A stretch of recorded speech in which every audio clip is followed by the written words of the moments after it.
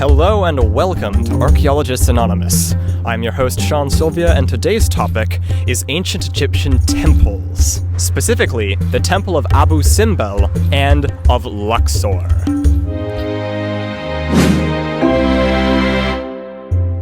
So, temples were seen as the houses to the gods or kings they were dedicated to. Welcome to my house, baby, take control. It might seem a bit weird to us to make temples to dead pharaohs, but hey, we make temples to dead presidents. They were the site of the most important rituals of Egypt, giving offerings to the gods, reenacting mythology through festivals, and performing magic to ward off the forces of chaos. These rituals were necessary to hold up Ma'at, or the divine order of the universe. Now, everyday Egyptians couldn't go into the most sacred spaces of the temple, but they could give offerings, they could go there to pray, and they could go there to seek guidance from an oracle. Many temples were funded by the pharaoh, but most of them had their own sources of income because they were landowners. A lot of them had their own town and economy based around them, kind of like a college town, today. And this economic and spiritual power gave the priests that ran the temples a lot of political and societal power. Double sun power! So much so that sometimes they actually challenged the authority of the pharaoh himself. Okay, so let's talk about the temple of Abu Simbel, which was built by Ramses II.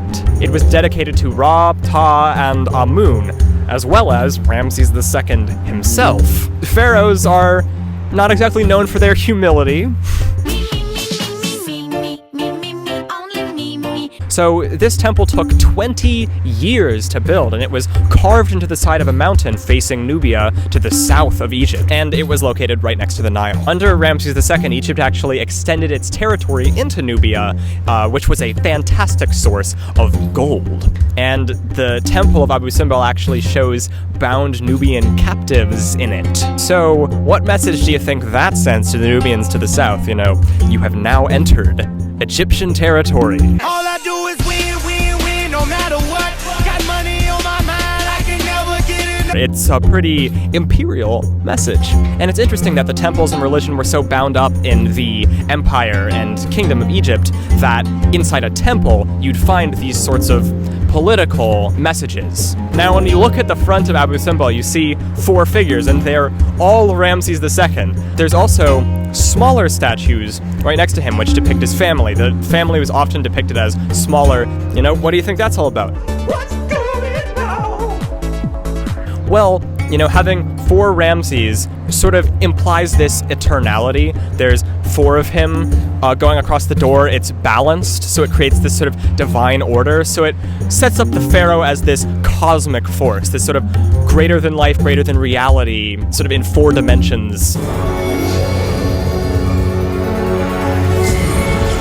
And as far as the smaller family members, it really shows that, the pharaoh is the head of the family, the royal family, and the pharaoh was also the head of the greater Egyptian nation, which was sort of likened to a family, and that happens in a lot of different societies. This temple was actually carved so precisely that on the spring and fall equinox, a light shines perfectly through the door to illuminate the cult statues in the back. So it's got this amazing cosmic order to it. It shows that the Egyptians were actually really good astronomers. I love the way the earth rotates. It really makes my day.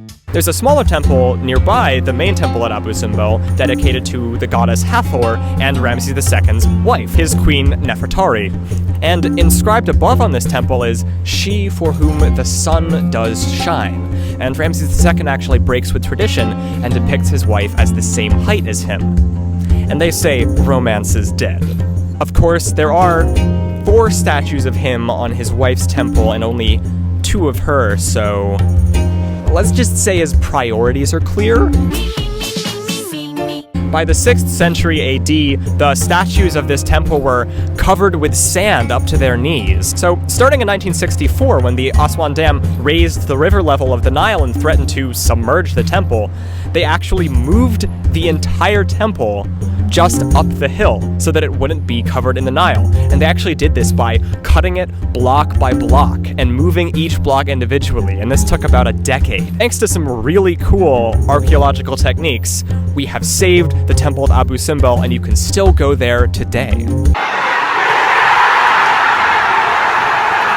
Okay, so some general stuff about Egyptian temples. Egyptian temples sort of follow a triangular layout from the top down, where the rooms get smaller and smaller as you go back towards the inner sanctuary in the very, very back of the temple. Abu Simbel follows this pattern, but it's very unusual because of how many different side rooms there are. Abu Simbel's actually got quite a complex layout for an Egyptian temple. And speaking of the sanctuary at the far back of the temple, that's another very important Egyptian temple-ism, is that back sanctuary. That's where the cult image of the god was. That's where, the god was supposed to be truly housed. It's in that back room. Our house, in the middle of our house. Our house, in the middle of our house. And this is very similar to the way Greek and Roman temples were structured, with a cult image in the back of the temple. You could find these temple sanctuaries in almost all temples throughout the ancient world. Another interesting thing about Egyptian temples is there's actually a slight incline going back to that back room. So it sort of creates this elevated triangle shape as you go back, almost like a pyramid.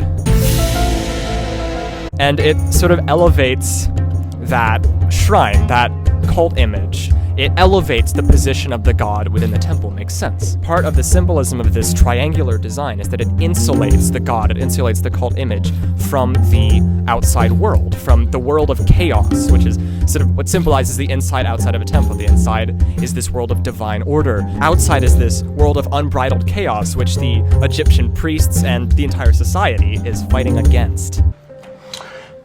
I'm an agent of chaos. There's also some potential symbolism with obelisks outside of the temple, which represent rays of light, and sort of torches in this darker interior inside the temple, which might represent the moon. So you've got this sun-moon contrast. And it's also been proposed that temples represent the Nile River. They're dark, they're covered, they're this source of life, just like a dark, cool river. Since the Egyptians based their perception of the world around them and their cosmic alignment around the Nile, a lot of the temples were actually ordered around the east-west axis of the Nile to go along with that cosmic worldview. And they built these things to last. They were built on stone foundations. They took sometimes decades to build. They're moving a lot of heavy order, and the designs emphasize strength and divine symmetry. They're fighting against the forces of chaos, remember? You want some hefty stone and some symmetry to counter against all of those chaotic forces in the worlds beyond. Everything becomes chaos. These temples were richly decorated with religious symbolism, depictions of annual festival, Egyptian mythology, all that sorts of stuff. So let's finish this off by talking about the temple at Luxor. So if you watched my video on obelisks, you'll remember how impressive it was to put up just one obelisk. I've been working out. Look at the size of the Luxor columns. And see the people in the back? Those columns are huge, and they actually built in stone on top of these giant columns. That is an incredibly impressive building project, and it really demonstrates the power, coordination, and engineering of Egyptian civilization. Thank you.